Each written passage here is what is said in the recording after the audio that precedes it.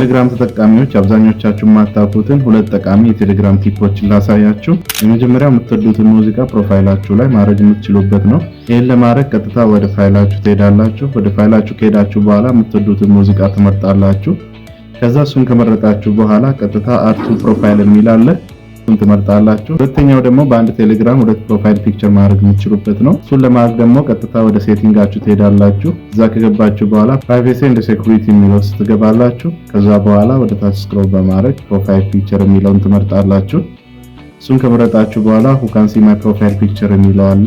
ኤቭሪባዲ ላይ ከሆነ ማንም ሰው እንዳይባችሁ ከፈለጋችሁ ኖቦዲ የሚለውን ትመርጣላችሁ። የተወሰነው ሰው ብቻ እንዲያይ ከፈለጋችሁ ደግሞ ማይ ኮንታክት የሚለውን መርጣችሁ ከዛ ወደ ታች ስክሮል በማድረግ አድ ኤክስቴንሽን የሚል አለ። ከኮንታክታችሁ የተወሰነውን ሰው ከመረጣችሁ በኋላ አፕዴት ፐብሊክ ፒክቸር የምትላለች።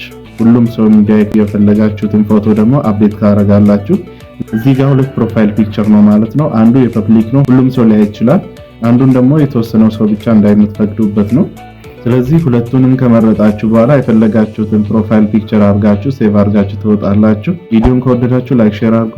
እንደዚህ አይነት ጠቃሚ ቪዲዮዎችን ለማግኘት ፎሎ ማድረግ እንዳትረሱ።